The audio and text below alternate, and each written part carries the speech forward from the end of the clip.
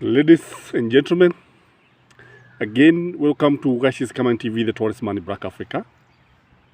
And leo nataka kuzungumzia swala ambalo limekuwa likigoga vichwa vya habari, and it has been hitting the headlines and talking about it, and watu wengi wanauliza what is happening.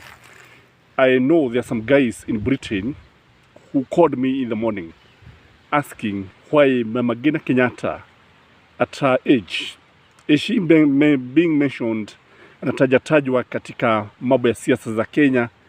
Na ukiangalia, for those of you who may have forgotten, Mama Ngina Kenyatta is the first lady of this nation, and she was the first lady, that is from 1963 all the way to 1978 when Jomo Kenyatta went to be with the Lord.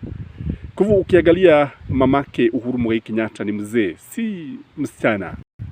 Because if Uhuru Muigai Kenyatta is 61 years and you know he's not the firstborn, then definitely Mama Ngina Kenyatta is approaching 100 years. In fact, anaweza kuwa amekaribia tu pale. So none other than Kenya Kwanza government have been dragging her name in the politics of this country. In fact, the propaganda machine of the government, which is headed by, I think, Itubi, was saying that Mama Ngina Kenyatta is the one who is financing Azimio to create trouble for this country. And Uhuru Muigai Kenyatta is also being mentioned there. And ukiangalia utaona kwamba mentioning Mama Ngina Kenyatta at this time, it is something that doesn't make sense. And they are saying the reason for this is to evade taxes. And they have gone ahead and to say that there is a law in this country that protects the first family, that is the former first family, and that is for Moi and Uhuru Muigai Kenyatta. They have been exempted from paying taxes. Na mimi nasema hivi, if it is the law, if at all it is there, I think there's nothing wrong with that. And what they need to do is to repeal the law, amend the law, na make them pay the taxes. But I want to remind them that there is nowhere that the law can be applied retrogressively. And those of you who are lawyers in this channel, because I know we have so many lawyers here, you can correct me, because I believe we cannot apply the law retrogressively. So what they need to do is to bill Uhuru Muigai Kenyatta according to the law, is to bill Mama Ngina Kenyatta's companies, the 14 companies they are talking about, the more than 500,000 acres. That is what they should do, but not dragging the name of the old lady in the media. Na wengine wanaenda hatua zingine, and they are saying that she has been involved in selling ivory. I know selling ivory means that she's a poacher. That is what they are saying. And this is something that we need to question. And because when you look at it, they are now mudslinging this good lady, the good lady who was there for this country. And ni vizuri kuheshimu hawa watu, kwa sababu one thing that is coming out very clearly is that if at all the government is owed money in terms of 1.7 trillion, as it is being alluded to, I think Uhuru Muigai Kenyatta and his family and akina Moi na wengine akina Odiga, the government just need to bill them and claim the taxes. Sio kuja hapa kusema hivi, because as I said in the morning, the main reason that why this propaganda is going on is because of the rallies that have been going on. Na kile ambacho wanafanya ni kwamba I think if William Samoei Ruto and his government believe that the money is owed to them, I think they should close or freeze the account until they pay freeze the account of the first family mpaka walipe, kama hivyo ndivyo ilivyo. But when you look at everything, one thing is very clear, that this government is very much afraid of Uhuru Muigai Kenyatta. Sijui kwa nini wanamwogopa hivi, kwa sababu ukiangalia utaona kwamba kuna jambo ambalo linaendelea hapa na uoga ni mwingi sana. So kile wanaogopa kutoka kwa Uhuru Muigai Kenyatta, I believe is because Uhuru Muigai Kenyatta most likely has a lot of information about this government. He has a lot of information about how the rigging was done. By the fact that he was the head of state, he was the head of the security and in charge of the armed forces, then it means that he must have a lot of information. He must know what was happening.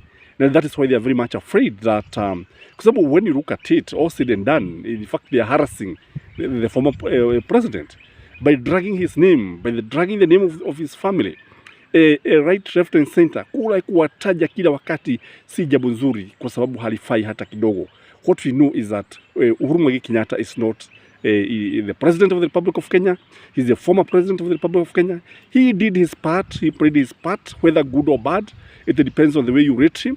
But if you ask me, he did a good job. And everything is there. All the evidence is there for everyone to see. Kwa sababu macho hayana pazia. Lakini sasa ikifika sasa ni wakati inafika sasa ni kuleta mitafaruku, mambo ambayo yanahusu mpaka familia. Jambo hili si nzuri hata kidogo, kwa sababu Mama Ngina Kenyatta requires a lot of peace. Let the old lady enjoy her peace in her sunset years. Kwa sababu sasa hata kama vile ambavyo mnasema ya kwamba kuna pesa ambazo, kodi ambazo haiko inalipwa, then I think you have to use the law. And what we need to do ni kwamba tutumie sheria. Sheria zipo. Hii nchi is not a jungle republic. It's not a banana republic. It's a country guided by the law and order. The law is there. The constitution is there. And that is where our readers saw by the constitution, saying that they are going to defend the constitution. But now it is turning out to be witch hunting. And it is good that they are now talking about land, because I believe nchi kuna watu wengi ambao wana mashamba makubwa na wengine ambao hawana. And I think everybody need to have a piece of land in this country.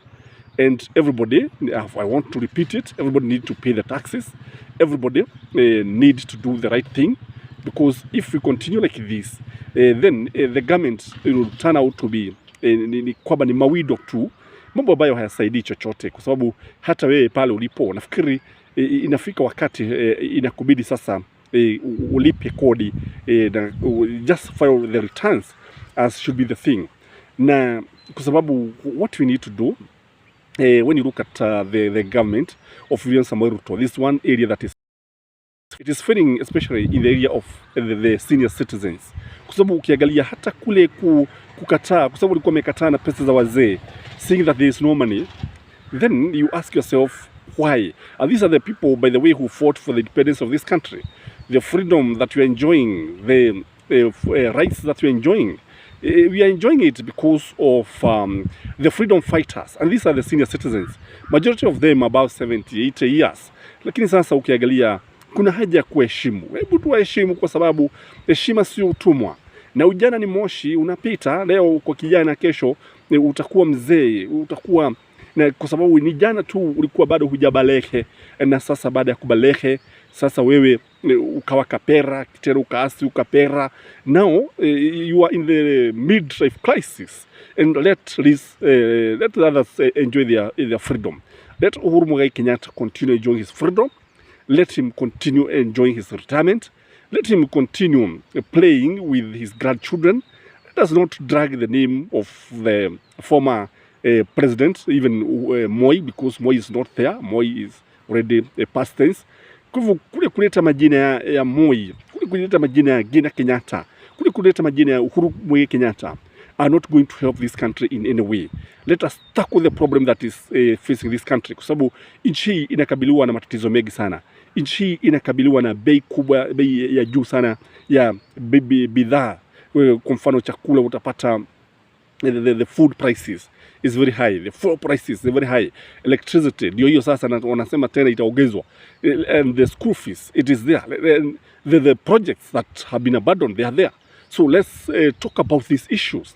Let's talk about the issues that are concern this country, because I'm not saying that the issue of tax is not there. It is there, and it is important, although it is coming out to be a headache. Because in the final analysis, it is the tenant who are going to meet these costs, especially when it comes to the issue of landlord. Sababu utapata hivyo ndivyo inavyofanyika. Again, it is also important to have a fair distribution of taxation. Kwa sababu ukiangalia inahitajika miji yote mikubwa. Let us not talk about Nairobi and its metropolitans, because here wale ambao utapata pale ni Wakikuyu wengi ambao utapata hapa. So let's talk about paying taxes. Kama ni landlord wote what hata kama as long as you are getting something, let's pay. Lakini sasa shida inatokea ni kwamba inatokea because of the way we are trying now to politicize these things because of what Raila is doing. I think what William Samoei needs to do is to tackle Raila Amolo Odinga head on and try to solve the problem. If we want the elections, I've said it is important, tell the IBC to open the servers. They'll do it because they were never opened, and this thing will not be there. And if you won squarely, sijui kwa nini tuwe na wasiwasi, kwa sababu ukweli nimesema ni kitu ambacho huwezi ukaficha. Ukweli ni kisawasawa na mwanamke mwenye miba ambaye siku moja itakuja kuonekana. Nimesema mara nyingine ni kwamba ni sawasawa na mtu ambaye amekalia mgogo wa gamia, hawezi akajificha kwa sababu kila mtu atamuona.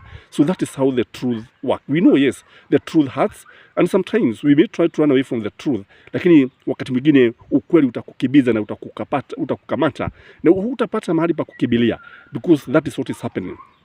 This country is being confronted by a situation which I would term as a crisis, a political crisis. And unless this crisis is handled head on, unless it is tackled, unless these people sit down and come up with a solution, definitely things are not going well. All said and done, Kenyans are equal to the task. And the good thing with the Kenyans is that they are peace-loving. The good thing with the Kenyans ni watu ambao wanapenda amani, lakini viongozi ndio ambao wanaleta hii mitafaruku yote, na wezi ambao tuko nao katika taasisi mbalimbali kama wale ambao watu waliingilia uchaguzi. These are the people who are causing the problems that we are facing in this country. Let us not keep on telling people that the problem that we are facing is because Uhuru Muigai Kenyatta did not pay the taxes. Is because Odinga has been amekuwa akikwepa ushuru, sababu hivyo ndivyo ilivyo. And these are propaganda wars anyway. As somebody who has dealt with the politics, analysis of politics in this country, I can tell you this is propaganda war that is being propagated by the government. And Baba, I think, is equal to the task. Na kile ambacho kipo sasa, ukiangalia utaona kwamba watu wameanza kuzungumzia tax, and this is being done deliberately. So this is Gashes Command TV, the tallest man in Black Africa. Remember to subscribe to our channel, and may you have a blessed day. And I ask you one thing, give this video a thumbs up. Till next time, bye bye.